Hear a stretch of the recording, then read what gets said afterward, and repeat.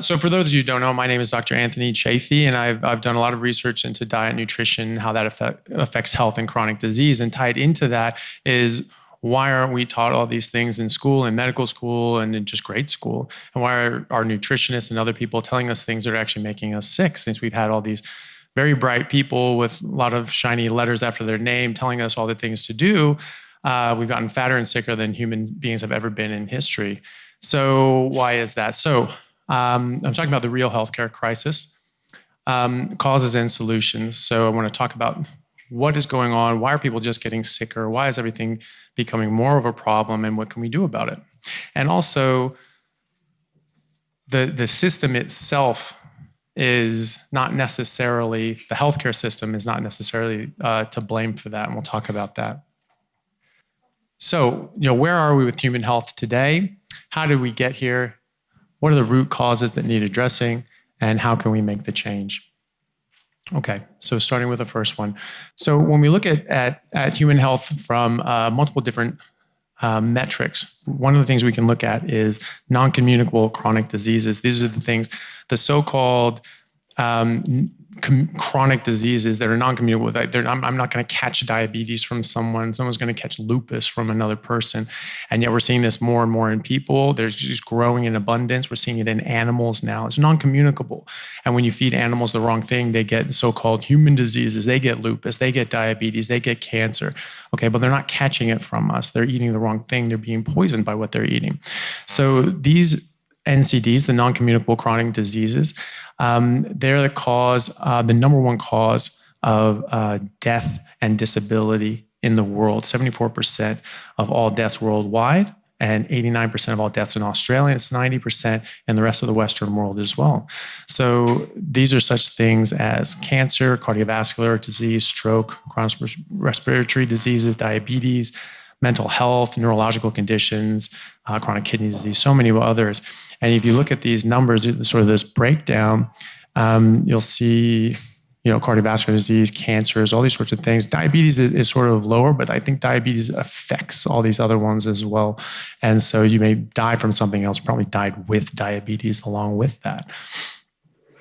So if you look up here, there's the Eat Lancet study that spoke about premature deaths across age groups from 1990 to 2017.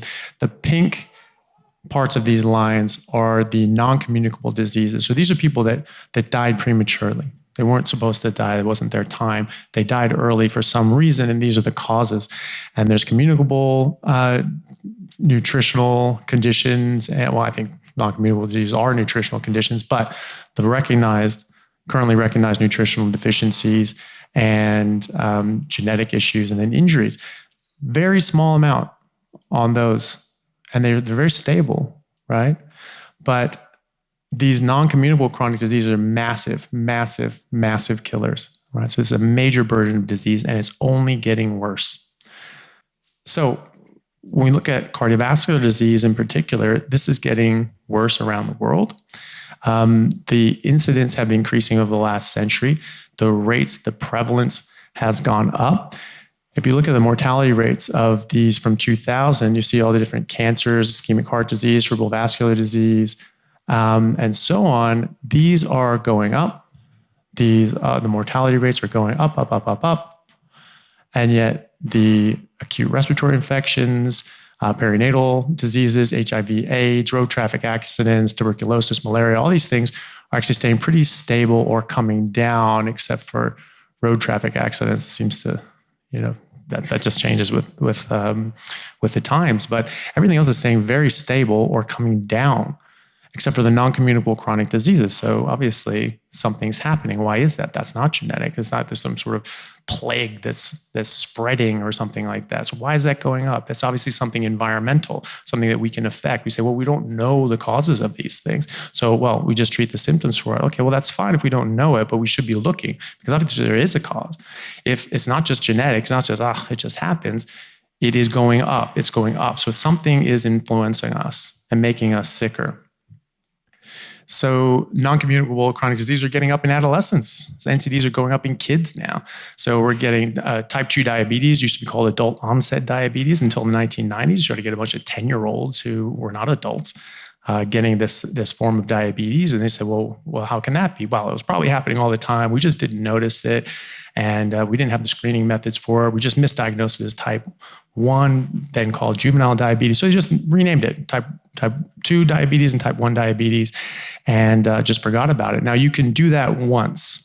You can say, well, maybe we just didn't notice this. You can do that once. Same with autism. It's, we just probably weren't diagnosing it. Well, they tried that in the 90s, but then the rates went up in the 2000s and the 2010s, and now the 2020s as well. So why is that? Is this we're just getting so much better at recognizing the diabetes now? No, of course not. So something is increasing this.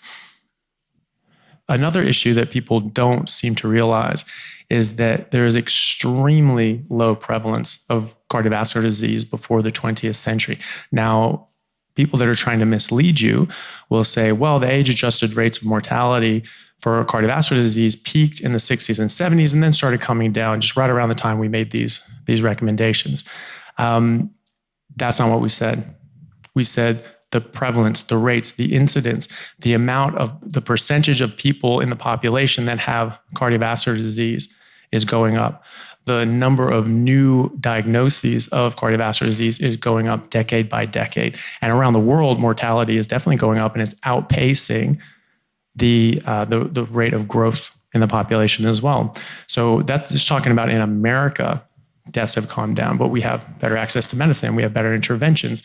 People are smoking less. In the early 1900s, in the 1800s, 4 out of 5 men smoked, right? And so we are smoking less. All these things are going to have an effect, but the rate is going up. Well, that's just screening. No, the amount of people having their first heart attack is going up decade after decade. It's just they're surviving. So you look at mortality rates, that doesn't tell you the whole picture.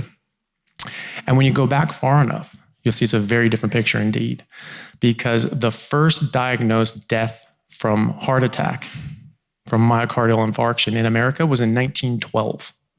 That was the first recorded death from heart attack proven on autopsy. There wasn't a single case before that. Now, there were cases of atherosclerosis.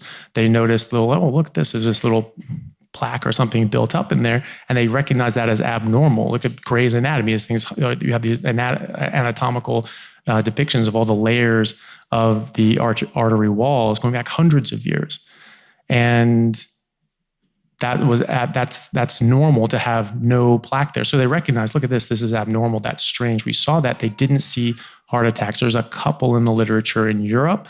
There's one I found in the 1700s. There's a couple in the 1800s. There is 0 in America before 1912. And then 10 years after that, and this is at a time when 4 out of 5 men smoked, remember. 20 years later, it's the number 1 killer in America. So what happened there? Well, it's just, I guess we're just not diagnosing it. Nonsense. If you look at medical textbooks from the 1800s, which I have my great-grandfather's medical textbook from Sir William Osler. It is exquisitely detailed of all the different sort of anatomical issues and problems of the body and the heart. When you have a myocardial infarction, a serious one, this is not a subtle sign. You have a huge piece of damage to that cardiac tissue, and it dies, it scars down. That's not a subtle sign to miss. And the way you die from that is either you get an arrhythmia because you have this big, massive scar and the electricity can't propagate properly, and so you get an arrest, right? And so you would notice that big scar, or the damaged heart muscle ruptures, and you die of a cardiac tamponade, right? So you're not going to miss a giant, just ripped out wall of the heart. And I guess we just didn't see it. Like, nonsense. We were looking at these things for hundreds of years. Was it Harvey, Dr. Harvey? He described the circulatory system something like 500 years ago. They took thousands of autopsies and looked at these things very closely. These were not dumb people. In fact, they were doing a lot more with a lot less. Now, the other argument is, well, people just weren't living long enough to develop heart disease. Also nonsense. If you look at the census data, it goes back to 1850 in America. They didn't just say average life expectancy from birth, because that's what we use now. It's 78 in America, or similar ages in other Western countries. That's average life expectancy from birth. That's very different to how long do people live if they die of old age? Very different, right? And so back in the 1850s, infant mortality rate was very high. It could be as high as 3 out of 5, right? So the other two people actually had to live a long time. There were wars and famines and other sorts of horrible things. So the people looking at this census data were a lot smarter than the people making that argument, because they looked at from birth and then every decade, 10, 20, 30, 40, 50, all the way up to 80. So in the 1850s, they were saying, if you made it to 80 years old, how much longer would you live? If everyone was dying in their 30s, why do you need to keep that statistic? There wouldn't be any statistics to keep. And in fact, when you got into adulthood, if you made it to 0, if you were from birth in 1850, sure, the average life expectancy was 38. But again, that's average. If you made it to 10 years old, it was 58. It's a big jump, right? There's a lot of people having heart attacks in their 30s too, so that wouldn't have held it back even if we were dying at 38. Another good little mental experiment. Does anybody here know what the required minimum age is to run for president of the United States? Anyone know? It's 35, right? When did they come up with that rule? In the 1770s, right? And so they said, no, you're too young at 35 or 34. Now at 35, you can do that. All the founding fathers lived of America, John Adams and Jefferson and all these people, they lived until their 80s and 90s. Adams was 91. He was born in the mid 1700s, right? So no, people absolutely lived well and truly long enough to develop these diseases. This is a new disease, right? Meat consumption was also the lowest that had been in 200 years in American history in the 1920s and 30s, when this became the #1 killer in America. We were eating more meat in the 1800s when there were 0 heart attacks, in the 1700s and the 16 and 1500s, when we were having 0 recorded heart attacks and deaths. So it's not even associated with meat, but it is associated with the rise in processed foods, in seed oils, in sugars, and all of these things that we're being told are really, really good for us. Okay, so what about brain health? Alzheimer's disease was again one of these diseases that did not exist before the 20th century. It was presented by Dr. Alzheimer's as a single case report of a woman with Alzheimer's dementia. And this was a single case, and there wasn't a single piece of evidence in the literature prior to this describing the same pathology of what we call now Alzheimer's dementia. It didn't make a big hit at the conference. People were just going, oh, whatever, it's just a case report, it's just one-off, we've never seen this before, we don't care. There was one person who was quite influential who wrote a book on neurology and neurological pathologies, and he included that in there and called it Alzheimer's dementia. 1906. Well, we already established that people were living into their 80s and 90s. Why weren't they getting this? When I was taught in medical school was that if you live long enough, everyone will get Alzheimer's. Do we see that in any animal population in the world? No. You have animals in the wild, okay, well, they get killed by something, sure. What about animals in the zoo? You don't see like the old lion just like staggering around, limping and drooling. You just don't see that. You don't see them getting osteoporosis. You don't see them getting arthritis unless they're being fed irresponsibly and treated inappropriately. And people get arrested for animal abuse and things like that. Well, why the hell aren't we getting arrested for feeding ourselves this same nonsense that abuses our own bodies as well? So the mortality rate for Alzheimer's is just going up as well.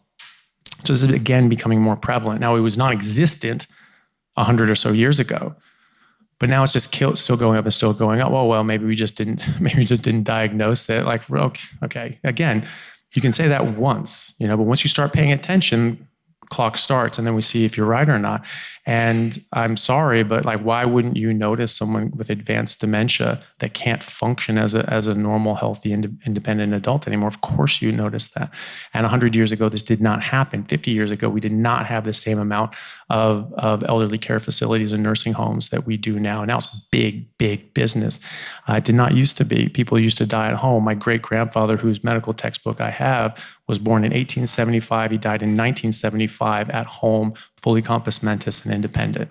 That was normal, right? Now it's abnormal. Now people are getting earlier and earlier signs of dementia, and they're getting more and more cognitive delay and impairment. And as you can see here, this mortality rate for Alzheimer's is going up, and that's in spite of age adjusting it to try to lower it. It's still going up.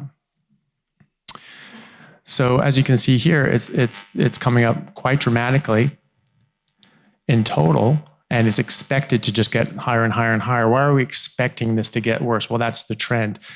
Why would it be getting worse? What's happening? Are we just living longer? No, actually, the life expectancy has actually gone down in recent years. So that's not it. It's not we're living longer, and that's why we're getting more dementia. We're getting more dementia at earlier ages, right? So these are earlier, younger ages, right? So it's still creeping up even for those in earlier ages as well.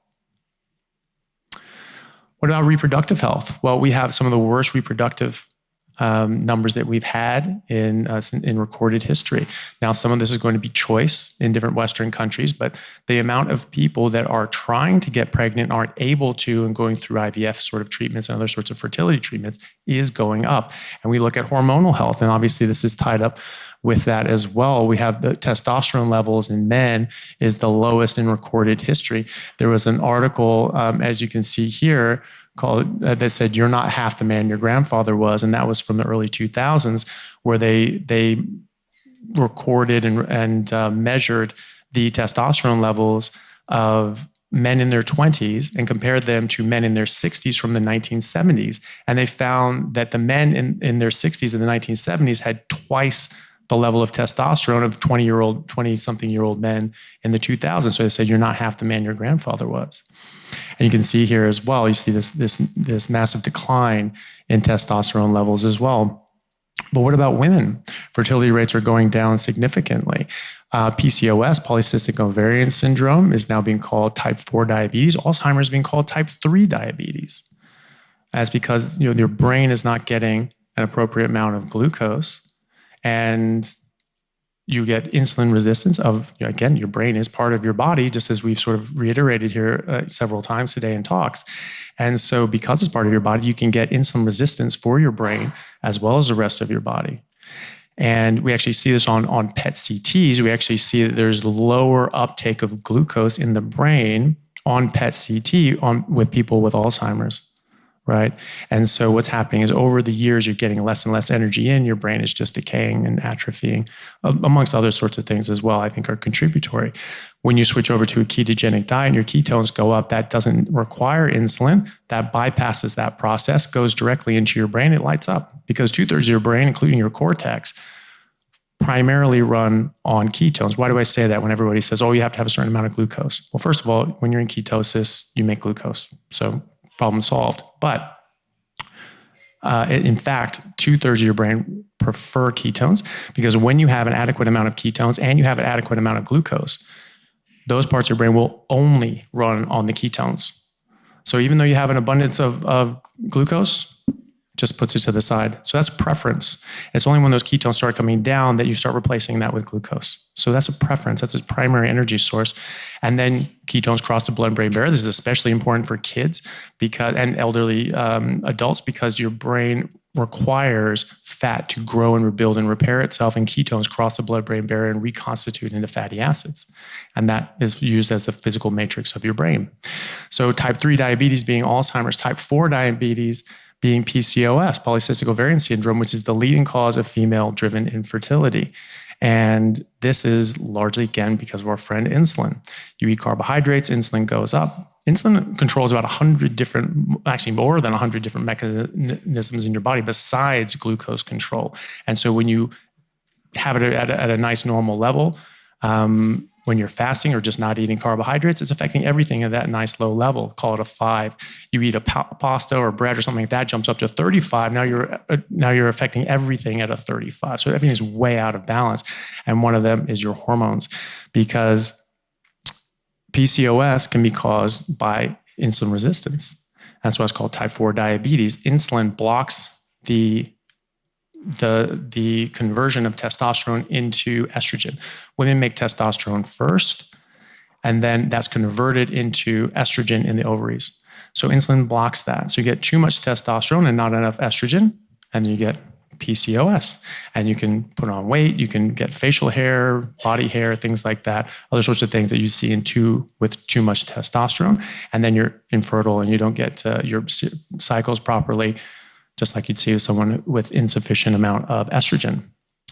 And that accounts for nearly 40% of the infertility issues. And you have uterine factors, things like uterine fibroids. Those are also largely caused by insulin resistance. People that go on ketogenic diets actually find they have shrinkage of their fibroids quite consistently. So that seems to be influenced by insulin as well. So what about diabetes? So this is a growing problem. And this unfortunately, these statistics only go to 2006, was sort of the best graph I could get. But you see this massive spike, since it's sort of slowly creeping up. Then you hit the 80s and 90s and it really starts going up, right? What happened around that time? We started telling everybody that fat was bad, meat was bad. Okay, stop eating that. What do you replace it with? Carbs and sugar, and then seed oils, because you want the polyunsaturated fats, the unsaturated fats. Well, those ones are great for you. Okay, well, you have a massive spike in diabetes at that time. It's increased by roughly a factor of 8 since the 1980s. And it accounts for 9% of the population in the US is estimated to have type 2 diabetes, and that accounts for 75% of the Medicare budget. So it's a very expensive disease to treat, and it causes other diseases as well. 40% of America is estimated to be pre-diabetic. So ostensibly, if you don't do anything, and why would they, in 10 years or so, you could have as much as 50% of the US population or the world population, because there's similar statistics around the West, could have type 2 diabetes. What the hell is that going to do to the healthcare budget, right? So we're talking about, what about our healthcare system? Do we go public? Do we go private? It's like, that's just rearranging deck chairs on the Titanic, right? That's not the problem. The problem is this massive, massive growth of burden of disease. That's going to sink any ship. It doesn't matter what system you have. It's going to destroy it. And it's only getting worse, right?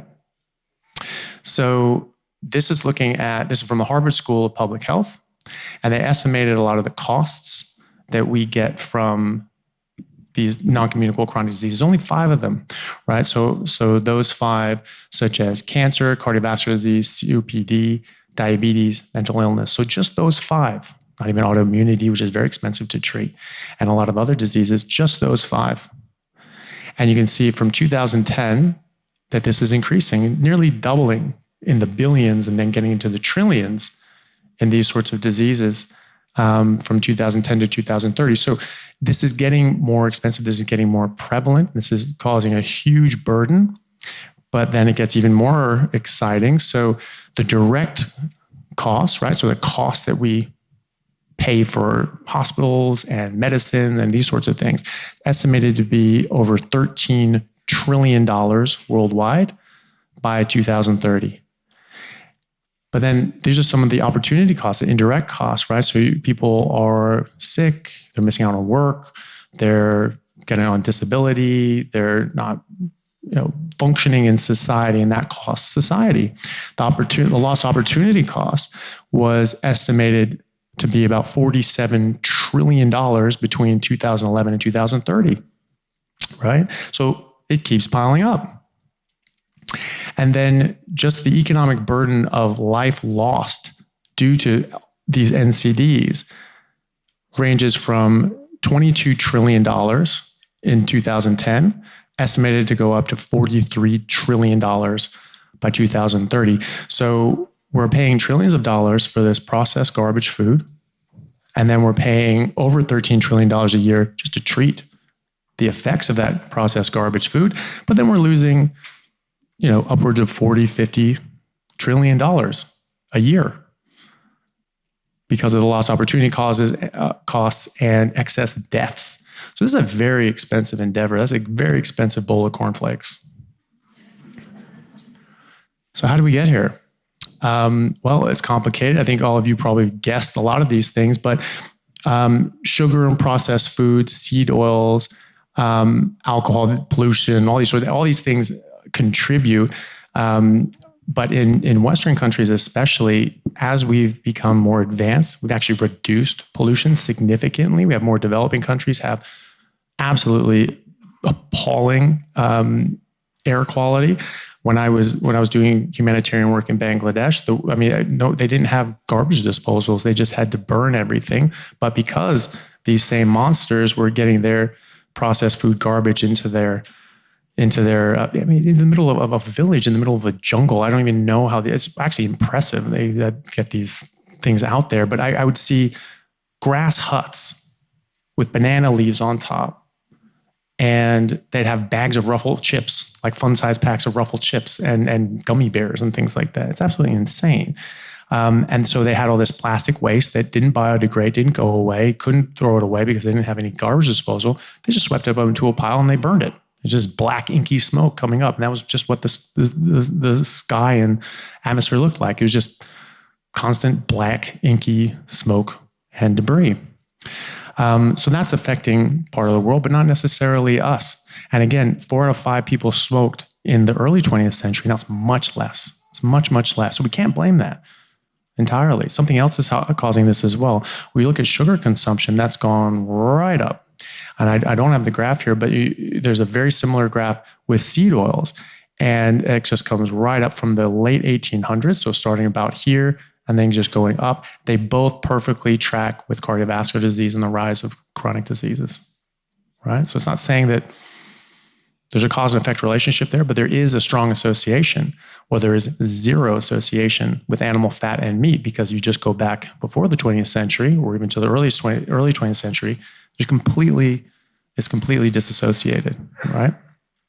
But you see this consumption, all these different countries with massively increased sugar, and then the orange area is high fructose corn syrup. It's the same thing. It's a mixture of fructose and glucose, whereas sugar, table sugar, is just sucrose, and that's a disaccharide of an exactly 50-50 mix of glucose and fructose. It's the same thing. High fructose corn syrup is like 54% fructose and 46% glucose. So it's very, very similar. So that's another scapegoat that Coca-Cola and others have tried to paint the blame. Oh, if only we knew. We had no idea how bad high fructose corn syrup was. Oh, if only we knew, we would just stick with normal sugar. It's the same thing. It's just a sacrificial lamb so that they can keep on selling their drugs to people. And that's what they are. They are drug dealers. And they're trying to hook kids early. Just like any good drug dealer, you hook them early, you have a customer for life. So as Natalie said, and sorry, there's a typo here, but we spend about $1.3 trillion a year on sugar, and we spend $2.4 trillion a year treating the effects of sugar. And that's just sugar. And remember, we're spending $13+ trillion a year on everything total, and then all the opportunity costs and the life loss cost is a massive, massive, massive cost, all for couple $1 trillion in sales. It's not even profits. So the profits from the sugar company is $400 billion, right? So out of that 1.3 trillion, out of that 3.7 trillion in treating sugar and selling sugar, they get 400 billion out of that.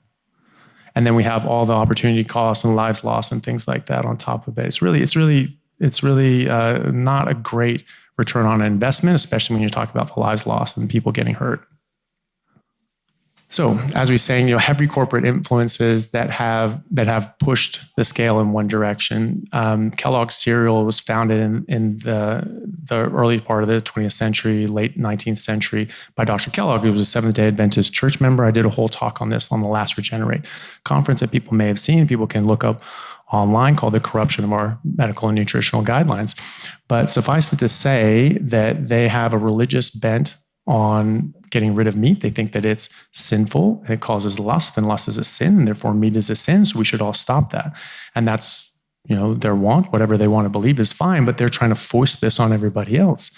And so Kellogg's was of this opinion, and he started making meat alternatives like Kellogg's Corn Flakes and other sort of nut meat sort of alternatives as well to sort of replace meat as well. And he wasn't hiding this. He said this is in order to reduce your lustful desires and things like that. He was very clear about that.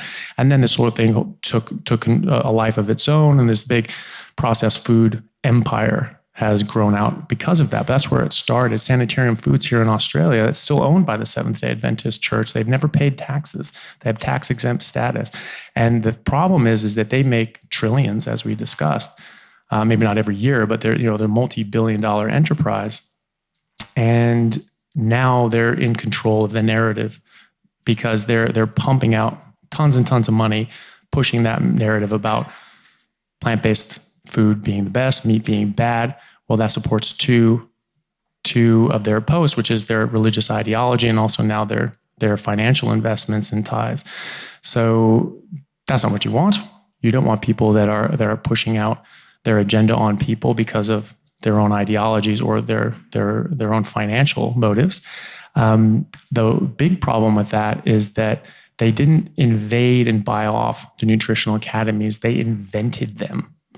They founded them. There's a Seventh-day Adventist church member named Lena Cooper, Leena Cooper, and she was all about plant-based. She founded the American Nutritional and Dietetics Association, and she wrote the first textbook taught in university courses in nutrition. As far as I know, it's still in print.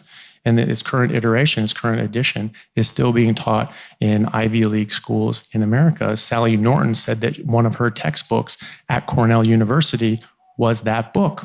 I think it was the 44th edition.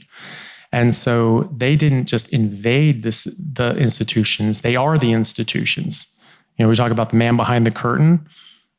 They're like 3 curtains back, right? So that's a problem. They're also pumping out the majority of the research, right? So all the evidence on nutrition, nutritional research, it's largely funded by industry. Coca-Cola alone spends 11 times the amount of money on nutritional research than the NIH, the National Institutes of Health, right? So this is the mass majority of studies coming out in nutrition specifically comes from the exact people that we should never listen to, the people with an agenda who want to sell a product or push an ideology on us. So you have to be very careful. You know, this is, people talk about, oh, where's the study? Where's the study? Where's the study? That's not science. That's academia. That's just publishing things for the sake of publishing things. You know, science is observation and looking what happens in the real world situations and then designing studies to try to extrapolate more meaning out of that. But if you have a study that tells you that rocks fly and you throw a rock and it falls, like, I don't care what your study says. Like, it's just the observed fact is that you're wrong. And when I, as a doctor and a clinician, I go against those guidelines and do something else, and I see the exact opposite results of what someone says, I'm going to trust my real world experiences and what happens to my actual patients in the real world than any study. And now we know why, because this isn't even academia at this point. This is just marketing. You know, these studies are not someone publishing this because they think, wow, look, I found this out. This is a directed, targeted approach to sell a product and push an ideology. They're not the only ones. There's a big profit motivation in this. Obviously, the drug companies make a lot. These investment companies make a lot. Goldman Sachs had a slide leaked from one of their meetings that said, is curing patients a sustainable business model? The answer to that, of course, is no, because if you just cure someone, then the problem's gone. You give them medicine once and that's it.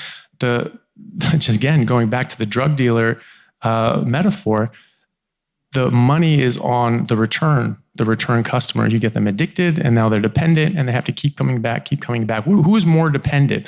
Someone who does cocaine or someone who requires blood pressure medication and something to keep down their rheumatoid arthritis and Crohn's and gout and all these sorts of things. They are beholden to these drug companies or else they will get very sick. They're not even having fun with it. They're just not dying, right? So,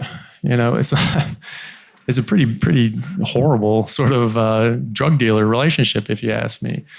But so they're not interested in curing disease. That's what doctors used to be about, was curing disease, getting people better. We did that. The last thing we cured was polio, right? And they're still mad about all the money they lost on polio. They don't cure anything now, right? It's just about the treatment, just treating symptoms, and that's it. And they go, well, we just don't know what's causing it. That's because you're not looking for it. So it's a product development market, and they're not going to look for a product that will just run itself out, right? It's like planned obsolescence in cars. They used to make cars that just last forever, decades and decades. Now they don't. They are designed to break down so that you get scheduled repair and maintenance and that you have to replace your car, right? It's the same with medicine now too. They're trying to just keep you coming back for more. So we just need to know that, right? That's fine. That's their motivation. Our motivation is being well and healthy. So we don't look to them for cures. We look at other means for cures, right? So we do our own research and look into this. And of course, don't do your own research, just listen to experts. There's one of the oldest sayings in the world is you keep people ignorant, you keep them under control. So don't listen to anybody that says don't do your own research. That's called being educated, right? That's called looking things up and reading books, right? So anybody who tells you not to do that is clearly not your friend. There was even a whistleblower that came out, and he worked in big pharma, and he said that there was one of these executives from the pharmaceutical companies that said, asked a rhetorical question, well, you know what my favorite drug is that our company makes? And you'd hope they'd say something like something that cures childhood leukemia or something like that. And he said, no, my favorite drug that our company makes are any drugs that have side effects that we have other drugs that treat. Because that's how their heads work. They just want money. They don't care about your suffering. In fact, they're happy for you to suffer more so that they can sell you more drugs. They're sick people. So the editor of the Lancet Journal, one of the most prestigious medical journals in the world, is a guy named Dr. Horton, Richard Horton. He made a whole big statement, and he's not the only one. The editor-in-chief of the New England Journal of Medicine, also probably the most prestigious medical journal in history, they both came out and said that basically medical research is unreliable at best or completely fraudulent. And they said at least half falls into this category. And that's because big pharmacy and big food, they falsify and manipulate tests in order to get the result that they want, to push their product and say that it's not only safe, but good for you. And this was reiterated by many, many, many other editors and scientists of note, like John Ioannidis from Stanford, who's one of the most cited researchers of all time.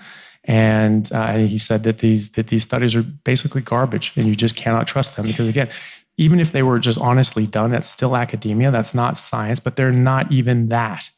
This is marketing and propaganda at this point. That's the vast majority of this stuff. Okay, so we need to get back to treating what healthcare was designed for. It used to be that we had very specific things that we used to treat before the rise of the non-communicable diseases. And those were things like injuries, pregnancy and childbirth, congenital and genetic disorders, which much lower. There's very rare infectious diseases that accounted for a lot more, and malnutrition, people not getting enough to eat, different sorts of vitamin deficiencies, pellagra, beriberi, these sorts of things. And then toxicities and poisonings, you get exposed to lead. People got sick for that for centuries before they figured out what the hell that was. Or poison scorpions or snake bites or these sorts of things, right? Now we're dealing with these NCDs, and that, again, accounts for 90% of what we see as doctors on a day-to-day basis and 90% of the deaths in the Western world. But that's actually just these last two. It's malnutrition and toxicity. We're not getting proper nutrition. We're not getting the nutrients that we require for our brain and our body and our proper development. Jalal spoke about the misdevelopment of the jaws and teeth. We saw that immediately after agriculture. Everywhere we went, when people went from predominantly meat to predominantly plants, the height and health of populations declined every single time. Brains decreased by 11% for adult men, 17% for adult women. Jaws became smaller, teeth became more crowded and crooked, and we started having all these sort of dentition issues, signs of poor wound healing, of malnourishment, as well as tuberculosis in the spines and bones of these skeletons. That did not happen before agriculture. Immediately after, they found that. And then toxicities, this toxic buildup of a species inappropriate diet, eating things that have no business being in our body, and I would include every and all plants in that, right? To different degrees, right? But there are toxins in plants, and we don't have as good of defenses against them as other animals do. But even those other animals that only eat plants, they only eat very specific plants because they have defenses for those plants. And so you don't see animals eating outside of their biological design and staying healthy. And so if an animal eats a certain plant, it needs to just eat those plants. If it eats outside of that, it can get very sick. And in veterinary medicine, we have a lot of diseases named for this: big head, big tongue, limp neck, crazy cow syndrome. Those are all diseases, but they all are named for diseases of a toxicity. The animal, the cow, that eats a plant that it's not supposed to eat. Normally, you don't see this in the wild because they just keep walking. They don't just eat any random thing. But if you're stuck in a pasture and you sort of run out of food because you're out of neglect or something like that, then they might eat plants that they normally wouldn't, and they get these issues and sicknesses and diseases, right? So we know that in the animal population.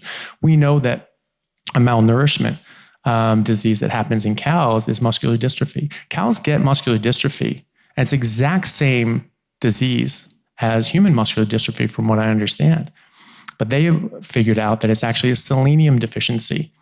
And so you give these cows selenium, and it goes away, or it just never happens in the first place, right? Has anyone ever asked if our muscular dystrophy in our children is from a deficiency like from selenium or anything else? I would try to encourage and challenge anybody here that deals with muscular dystrophy, or anybody watching this recording who treats muscular dystrophy or children in general, to ask that question and maybe check their selenium, check other sorts of nutrients. We also know that we're getting malnourished because our reference ranges are getting lower and lower and lower for all these different nutrients. So people think you go to your doctor and they check your B12 or your folate or something like that, and they say, okay, well, it's in this range, that's good, right? Oh, no, now it's too high, that's bad. It's too low, ooh, that's bad, right? Why is that? Because they're saying that reference range is the optimal range for optimal health.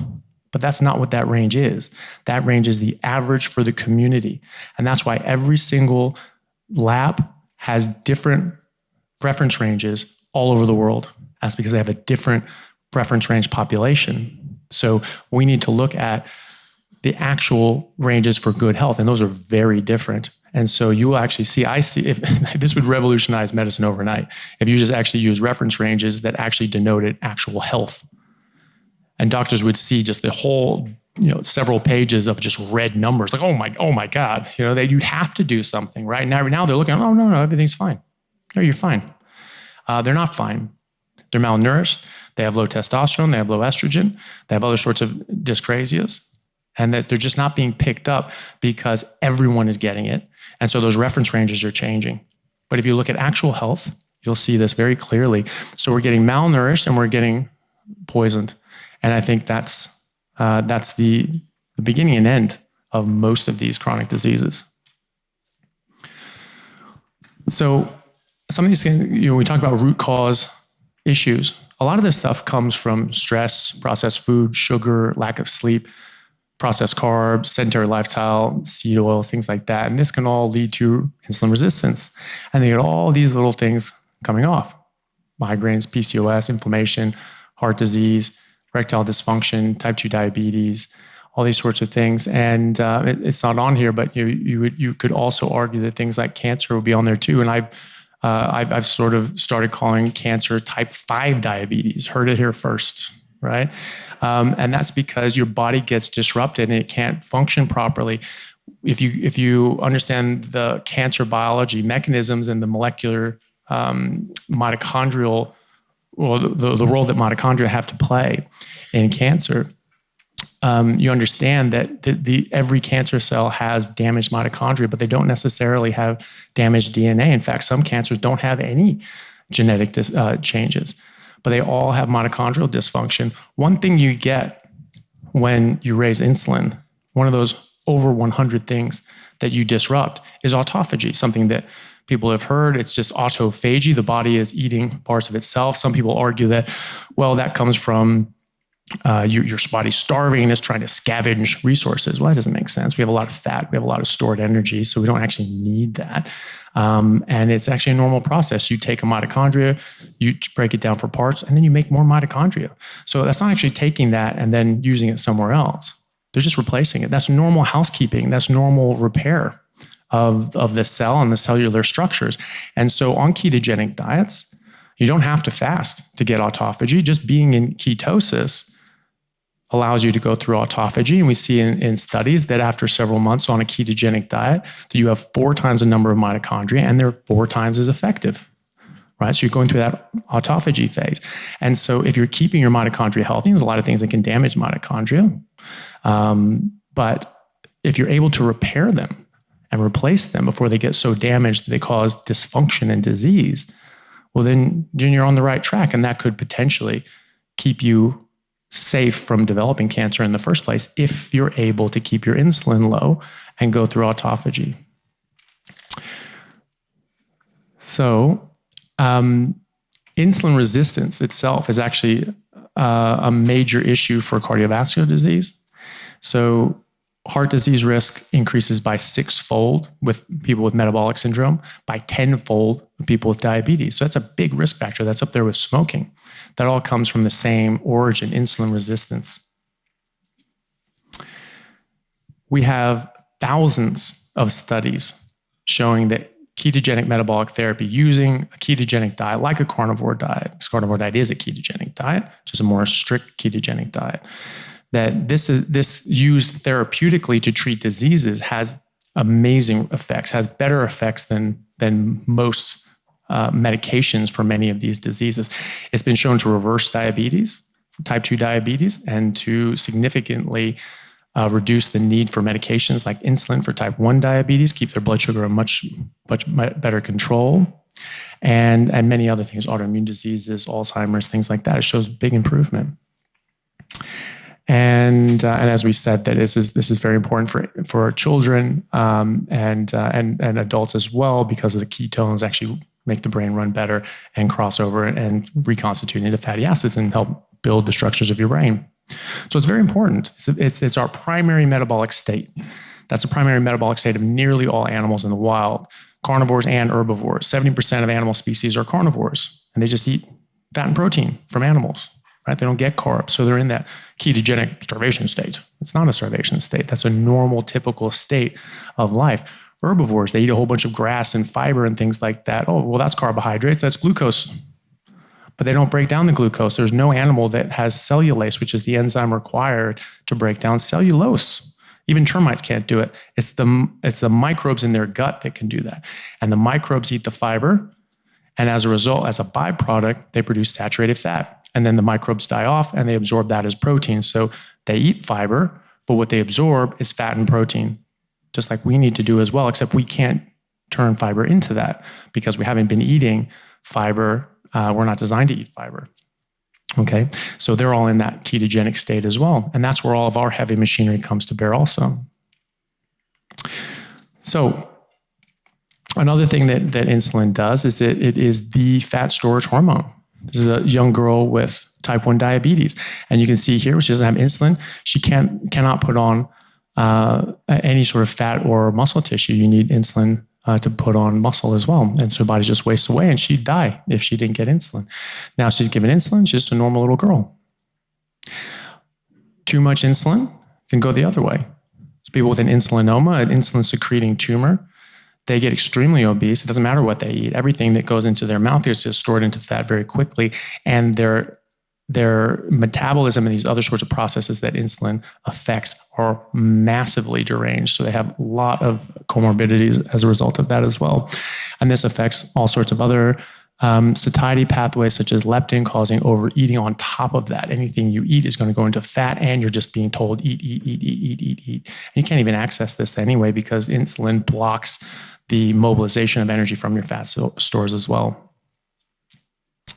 Okay, so how do we address this? Well, there is a cause that has this effect, and so you have to identify what that cause is.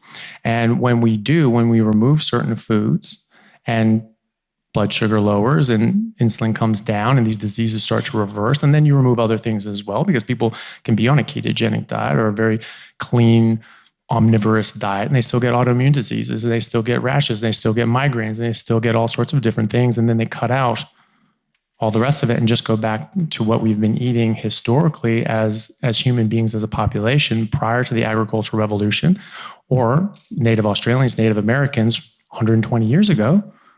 these diseases go away. And in fact, they didn't have those diseases in the 1800s in these populations in any great number because they weren't eating the same things. But when they switched over to a Western diet, they started getting the Western diseases. That's what they were called, the diseases of the West, because the different populations around, like the Native Americans, Native Australians, they weren't getting these diseases. It's only Europeans that are getting these sorts of things. Well, now they're getting them. And they're getting them in spades. When I first came to Australia, I was told day one that if you get an Aboriginal patient, Native Australian, that whatever their age says on their file, you add 20 years to that because they just die faster. They just break down faster. They get these diseases faster. If you see a patient in their 30s, you have to treat them as their geriatric patient. That's because their bodies are just breaking down faster. And I have a patient who works with the native population, and she said that's actually something they know about. When you live in the city for a while, people just get sick. They get these city diseases. And so the treatment for that is they just not checking into the hospital. I'm going out into the bush and living with my family out there, and they just live out. They just go back to nature, just do what they've been doing for really the entire existence of humanity. Diseases just go away. I mean, sometimes you can't, sometimes, the progression is too far gone and you won't make it. But they do this for a lot of different sorts of issues. And we're doing this now in clinical practice as well. And again, we saw thousands of these things. So we're seeing not just examples. These aren't just, we're seeing large scale human trials with ketogenic diets. And what's a ketogenic diet? It just means you get rid of carbohydrates. Okay, what do you replace it with? Well, just like you got rid of meat, what do you replace it with? Carbohydrates. When you get rid of carbohydrates, you replace it with meat, really. You replace it with protein and fat. But the sources for that protein and fat is largely from animal products. You could do this with a vegetarian diet, but it'd be difficult. You basically have to drink canola oil and take a bunch of multivitamins. And so it's not really practical, and no one really wants to do it. So they don't. All of these studies don't use a plant-based ketogenic diet. They use an animal-based ketogenic diet. And that's what's really important to know and understand, because people will say, well, there's no evidence for a meat-based diet. No, that's the only diet that has evidence, because it's the only diet that's been studied rigorously. The plant-based diets are just survey questionnaires. They ask a bunch of nurses and say, hey, what'd you eat last year? That's actually a study. That's the nurses' study. And they ask them once a year what they ate last year. They don't say, hey, keep track this year. They say, hey, what'd you eat last year? Good luck getting accurate information. The only ones that have been studied rigorously are an animal-based diet. So that actually is the safest diet. It's actually the most beneficial diet.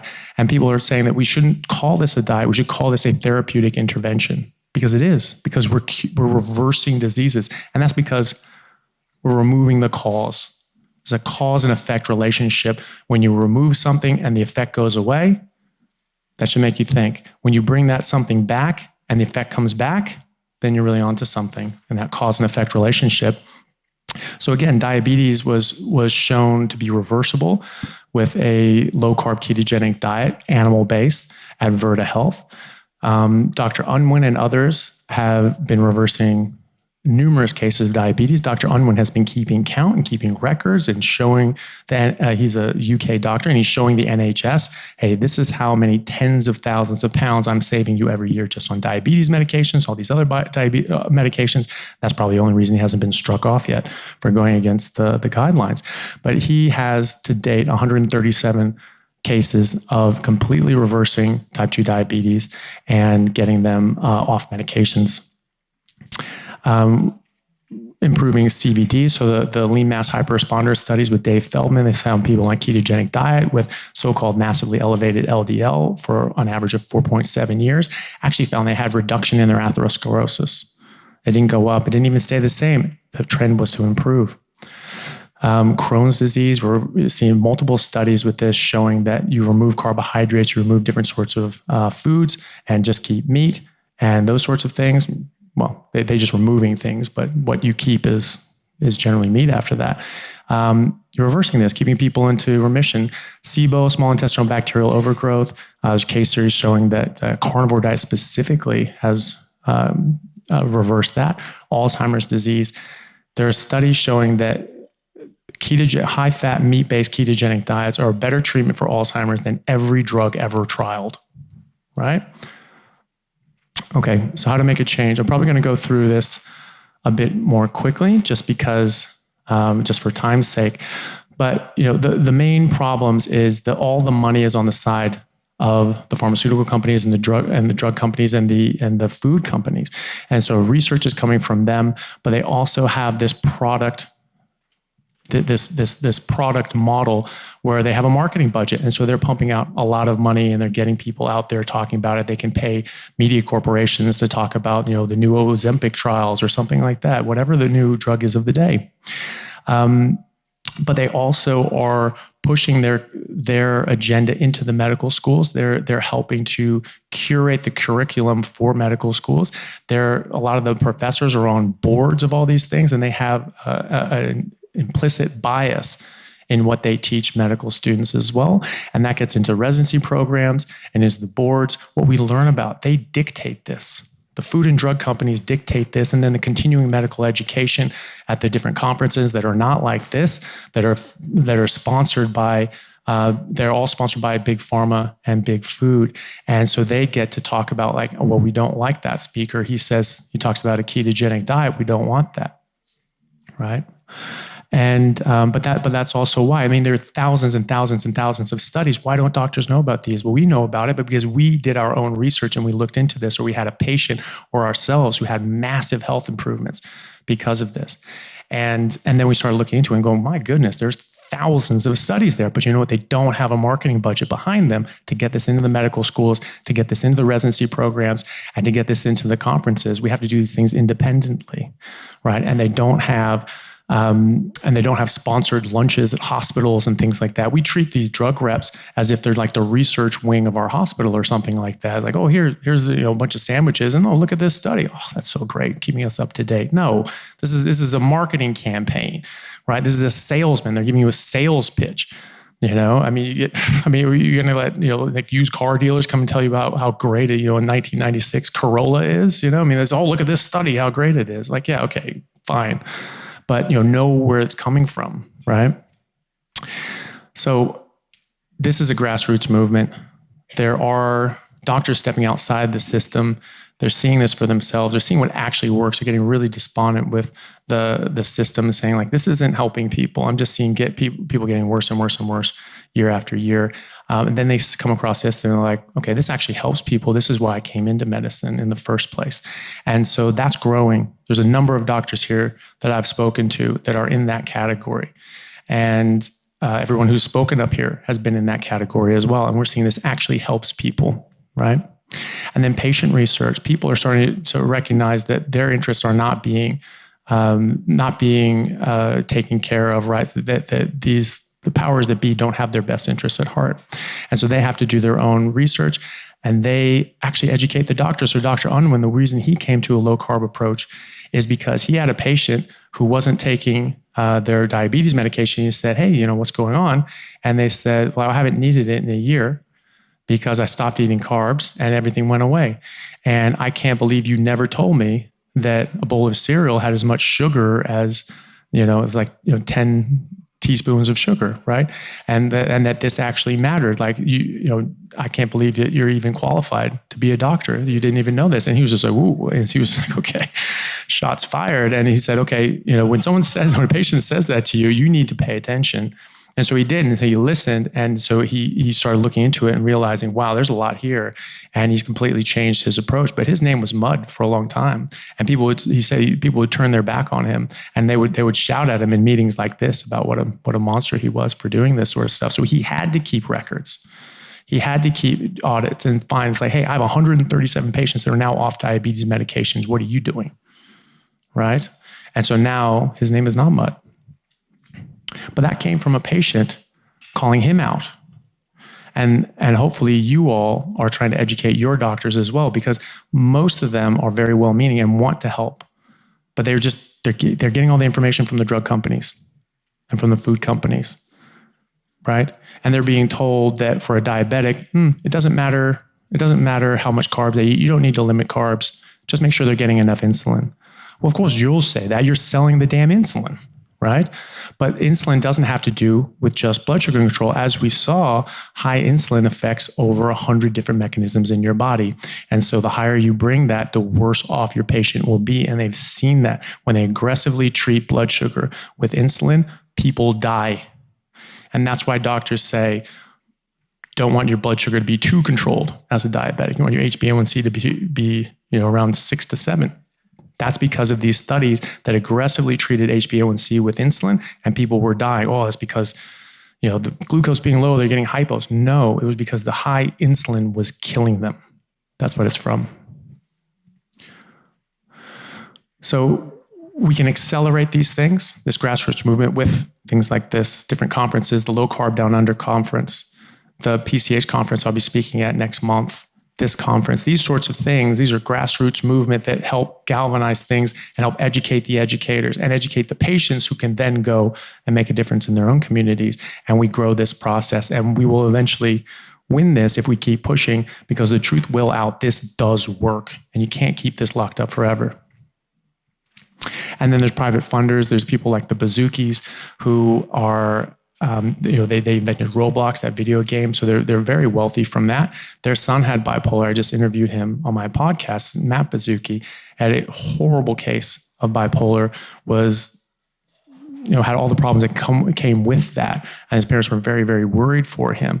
And they spoke to Professor Chris Palmer, who is at Harvard, and found this out, that, hey, if you change people's diet, put them on a ketogenic, even a carnivore diet, that their schizophrenia goes away in a few months. Their bipolar goes away. Their major depression goes away. OCD, ADHD, even autism can improve as well, largely to do with the benefits from the mitochondria improving, but also because you're getting rid of a lot of other toxic things that are directly harmful. And so now they're so appreciative of this, they're like, okay, more people need to know about this. So they're funding a lot of these conferences as well to educate the educators. And that will grow as well. So just some quick results from my clinic. We have over 100 patients with Hashimoto's thyroiditis that we have clinically reversed, that every single one that goes on a carnivore diet, their autoimmune antibodies go down to nothing as long as they stay on it. And we measure these. It's very easy to measure that. Their thyroid may not recover all the way because there is such a thing as damage done. It may not recover fully, but the antibodies go to zero, and they generally come off a lot of their medications, if not all. Many other autoimmune conditions, Crohn's disease, ulcerative colitis, Graves' disease, lupus. We have a few patients with rheumatoid arthritis and even multiple sclerosis, and these are all improving dramatically with just these dietary changes, just eating a more typically appropriate diet for human beings. Cancer. I don't treat cancer directly, but I do help people if they want to investigate ketogenic metabolic therapy for cancer. It's something I've been involved with in the research side of things with Professor Thomas Seyfried in America, and given some lectures on. But we have people that are using this as an adjunct to their cancer treatment, and some of them are having absolutely remarkable results. One lady had breast cancer and spinal metastases and mets all over her body, and in less than 6 months, she was completely cancer-free on radiological imaging. So that's a massive, massive improvement. This lady was terminal. She said, you are going to be dead in the next few months, and now she's at least visibly cancer-free on her scans. Hemochromatosis. I mean, it's something they say, don't eat red meat because it has so much iron in it. And then we have people with hemochromatosis who have a buildup in iron and actually are getting better, right? And now I have one patient that hemochromatosis is rare, but so I only have one patient with it at all, but he was able to actually stop needing to give blood to lower his iron levels, because it's not about how much iron is coming in, it's about how you use it and how you metabolize it. That's what's important. And when your body's working properly, that will work properly as well. Testosterone. Every male patient that comes in, their testosterone goes up. I have 70-year-old men who triple their testosterone and get to the level of a 25-year-old. And one guy came in and he was extremely excited, and he was very happy. He was just teeming with energy. And he just said, I just feel like a teenager again. This is great. All I want to do is work out and have sex with my wife. I'm like, great, that's good. You get these massive improvements in people's health. I even have professional athletes who double their testosterone. I mean, what a hack that is. You're already a professional athlete, and now your testosterone doubles. What's that going to do to your competition? And this is why a lot of professional teams here in Australia are switching to carnivore. Entire teams, entire rugby teams and AFL teams are trying to switch to carnivore, and they're not talking about it because they don't want the other teams to do it, because this is such a hack. PCOS, as I said, that just goes away. That's just insulin resistance.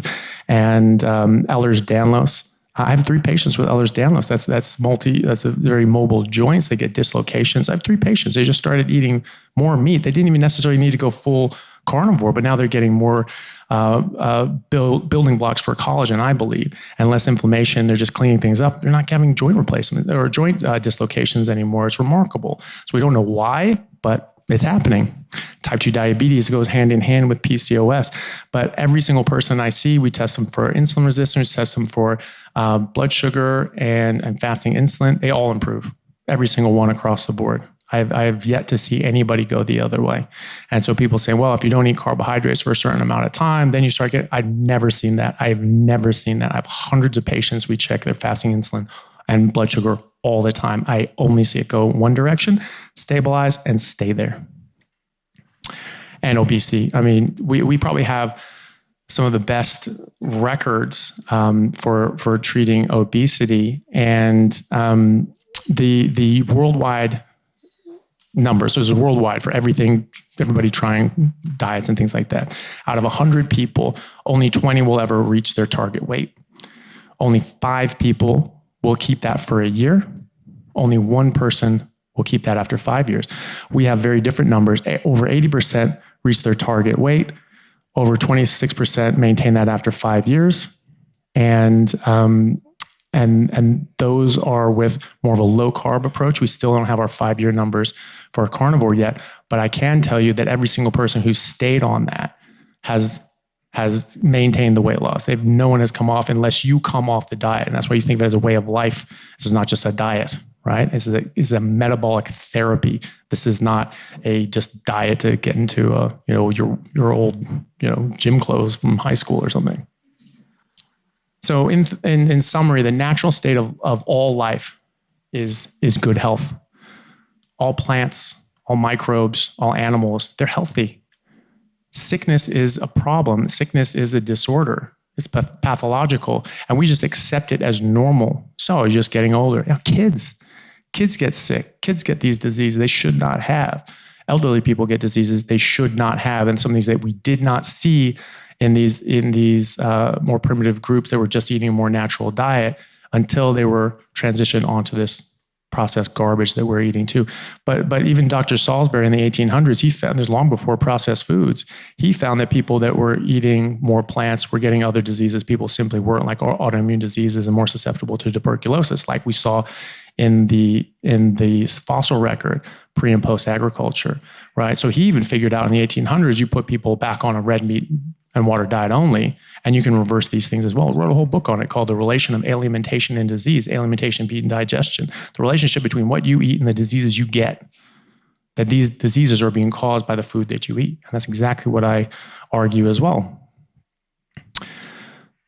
So we've lost our way in health. These are preventable diseases. These are not out of our control. Every single one of you is completely in control of the majority of things that will happen to your life and your health. 90% of the problems that we have right now are 100% preventable. Even when we were smoking at an 80% rate, we did not have these diseases as well. So something added on to that to make things worse. So that's completely preventable. If these numbers can go up, they can also go down. You just have to recognize what the cause is, and then you can get rid of the effect. So as I said, sort of these are really from poisoning and lack of proper nutrition. I believe that's a major cause of this. And if we return to our natural state, and we talk about light and grounding, all these sorts of things. This is all things we're designed to be out. We're terrestrial beings. We should be out in the sun. This is something that we've grown up with biologically. But so is eating food. So eating the right food. And so this is all important. All these things roll in together. So you get back to a more natural approach to your life as much as you can, living in boxes. You do the best you can, you're going to get better results. And food is so fundamental because that's something you're introducing to your body. What you eat becomes your body, right? And so there's nothing more fundamental than that. And so we're getting people educated in groups like this and online, and trying to spread this out. But it really comes from you guys. We can present this stuff, but it's you who have to action it in your life and show the benefits of this. And then you show your family how much better you are. They get interested. They start asking questions. You start pushing them in the direction of of different information so they can look into it themselves and see if it's something that they want to employ in their own life. And then they affect others and others and others, and this just grows. And the reason that these channels are growing and these conferences are growing, like Regenerate and like Low Carb Down Under and the PHC, is because of that effect that you guys are having in your own circles. That's how this grows. You know, so don't think that that's just a small effect. Your ripple of influence goes a long way. And then someone else that you influence will then be another ripple and another ripple and another ripple. And now we're having people talk about the carnivore diet, you know, on the evening news. Oh, what's this carnivore diet? We'll get our expert. Oh, it's garbage. Okay, great. You have to talk about it though, don't you? And then someone says like, well, what the hell is that about? Maybe they look into it and go like, doesn't sound so garbage to me. Maybe they try it. I was on 60 Minutes Australia, and they, you know, they tried to sort of paint me in a bad light, but everybody in the comments were saying, it was like, you know, that meat guy is the only one that looks healthy out of everybody there. You know?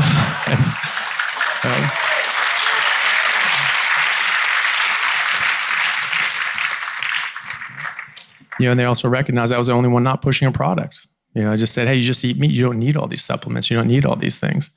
And so I had a lot of people message me saying, hey, I saw that and they tried to trash you, but it made me interested and I tried it and I've never felt better in my life. So even bad press is good. There's no such thing as good press or as bad press, right? It's all good.